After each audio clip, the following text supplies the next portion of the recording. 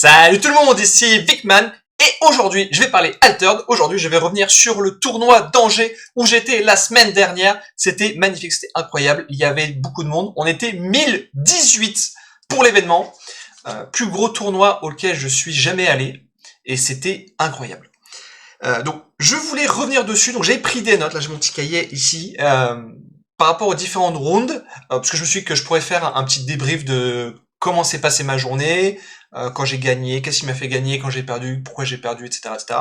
Finalement, je vais pas revenir round par round, parce que c'est peut-être pas très intéressant, puis surtout qu'il y a des choses qui se recoupent. Je vais plutôt vous parler d'abord de mon deck, que vous pouvez voir à l'écran. Donc c'est ce deck-là, donc il y a le lien aussi en description, à quelques changements près, c'est-à-dire que depuis, j'ai eu d'autres cartes, et je teste d'autres cartes, hein, je fais des essais, toujours, pour tester les choses, puisque en Bravos, on n'est pas beaucoup, malheureusement, à jouer Kojo, même s'il y avait un certain nombre de joueurs Kojo à l'événement, que je salue, hein, si jamais vous regardez ces vidéos, et ben ça m'a fait plaisir de vous voir, même si c'était dans les tables à côté, même si c'était malheureusement en face, puisque j'en ai affronté deux, voilà. Donc le changement près, donc comme je disais, c'était je n'avais qu'un seul Rathatos unique. Voilà, c'est un petit délire de ma part de mettre des Rathatos uniques.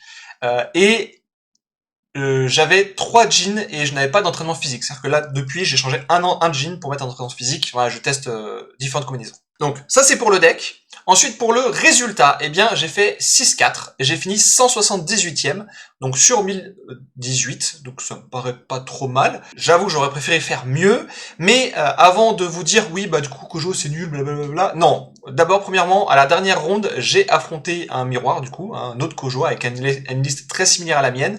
Il a gagné, bien joué à lui, hein, c'était bien joué, moi ça m'a fait plaisir d'affronter un autre Kojo même si j'ai perdu. Du coup, Kojo 7-3 c'est faisable, et ensuite au moins 2 autres défaites, parce qu'il y en a une, bon, j'ai perdu contre un quart de finaliste et qui m'a défoncé. Alors, je sais pas si c'est une histoire de sortie ou quoi, mais j'ai rien pu faire.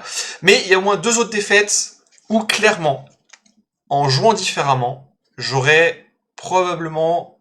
Alors, je dis pas que j'aurais gagné forcément, mais la partie aurait été complètement différente et du coup peut-être que j'aurais gagné.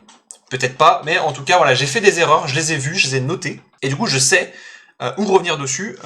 Voilà. Donc notamment une partie où autour d'eux je ne mets pas en mana, alors que clairement j'avais toute une ligne de play parfaite, et je sais pas pourquoi, j'ai bugué dans la tête, la fatigue, le bruit, j'ai bugué, et du coup j'ai fait je ne mets pas en mana, et dans ma tête j'avais un plan, et en fait c'était de la merde. Donc mettez en mana autour d'eux, voilà. Bref, donc comme je disais, j'ai fait 6-4. Ce qui revient le plus souvent, c'est que sur 2 de mes parties où j'ai perdu, j'ai mis un puissant Jin en mana, en me disant, il arrive trop tard, entre guillemets, hein, dans la partie, il est cher pour ce qu'il m'apporte, je n'aurai pas le temps de piocher, de faire, du coup, ce qu'on dit sa value, hein, le fait de piocher grâce à lui et d'avancer comme ça dans les expéditions. Je le mets en mana, c'était une erreur, j'aurais dû le jouer, j'aurais dû piocher avec lui, et espérer piocher les cartes qui m'auraient aidé à gagner ensuite. Ensuite, là par contre, où j'ai gagné, et j'ai vu ça plusieurs fois, c'est l'intimidation. Donc, j'ai fait une vidéo, qui n'est pas encore sortie, mais qui arrivera plus tard, où je parle un peu de mon deck et de cartes en particulier. Enfin, je compte faire une série de vidéos, et la première était sur l'intimidation, donc c'est probablement la prochaine que vous verrez. Peut-être d'ici 2 semaines, je verrai encore en termes de calendrier. Bref, l'intimidation m'a fait gagner 3 parties sur les 6 que j'ai gagné. Donc, la moitié des parties, j'ai gagné grâce à intimidation. Jouez-en 3, c'est super fort. C'est incroyable. J'ai joué contre un deck Arjun, il voulait ancrer, il faisait ancrer, ok, bah hop, ça retourne dans ta main. J'ai joué contre un deck Fen qui voulait ancrer pareil, aloe vera, et bah hop, dans ta main.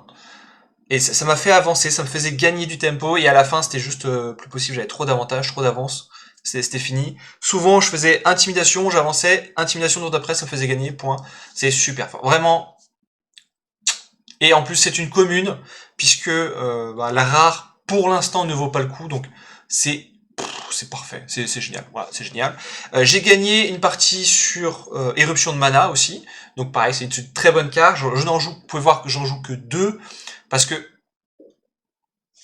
que les slots de rare, premièrement, sont chers, et aussi parce que c'est pas complètement anodin de sacrifier un mana. Et j'ai gagné aussi grâce au Havre, hein. J'ai déjà fait une partie, par exemple, au tour 2, où je fais Havre, il n'y a rien qui sort, je n'avais pas de carte à 2 mana dans la main, je n'avais pas de carte à 2 mana qui est sortie, du coup j'ai refait Havre, parce que j'avais 2 Havres dans la main, je les ai gardés en main exprès.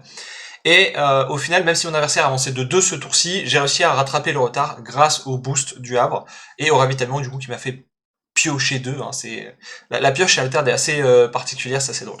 Voilà, donc c'est vraiment donc les cartes clés si vous voulez jouer Kojo, c'est Intimidation, Havre, Puissant Djinn. C'est celles-là, il faut les mettre pour moi absolument en x2, x3, c'est à vous de voir. Enfin, Intimidation en x3, c'est sûr, c'est une commune. Mais c'est vraiment très fort. Donc ensuite, ce que j'ai appris, donc comme je vous l'ai déjà dit, hein, ne pas mettre son Puissant Djinn en mana. Là, voilà. Sauf peut-être le dernier tour et encore. Mettre du mana tous les tours jusqu'à 6 mana. Après, à partir de 6 mana, vous pouvez commencer à compter et voir, et du coup, ça devient de la vraie pioche. Et c'est très très fort. Et j'ai appris aussi que contre Sigismar, pour gagner, la gestion ne sert à rien. Alors, je m'explique. Donc, petit tricks pour tous les joueurs de Kojo et pour vous si jamais vous voulez vous mettre à jouer Kojo.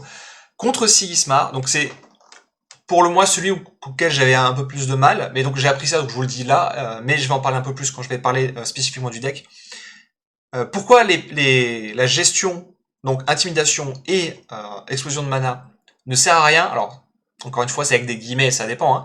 Parce que il y a plein de tokens, il y a plein de bêtes, et c'est pas ça qui compte. Donc ce qui compte, c'est la force brute, c'est avoir plus de stats que lui. Du coup, il faut juste compter sur la charge et l'entraînement d'esprit qu'ils peuvent avoir eux, et nous derrière, poser, faire en sorte d'avancer. Donc, il faut vraiment se dire, au premier tour, ou dans les premiers tours, il faut réussir à prendre 2 XP, une XP d'avance, et à partir de là, faut forcer un côté. Faut juste forcer un côté, avancer, et c'est fini. Bien sûr, garder une explosion de mana, ou cas où en face, il joue comment elle s'appelle, le permanent qui booste donc tous les personnages, même si dans les hautes tables à Angers il n'y en avait pas. Du coup, je suppose que maintenant les decks vont s'adapter et aussi ne plus jouer de ce permanent, puisque c'est clairement plus forçant.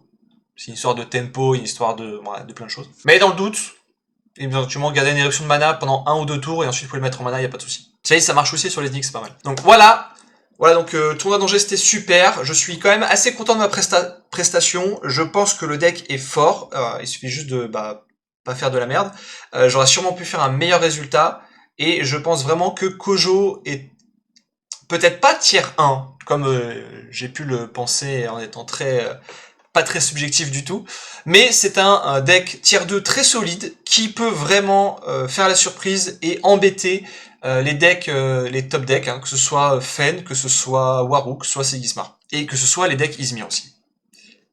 Voilà pour la vidéo, j'espère que ça vous a plu, et je vous dis à bientôt.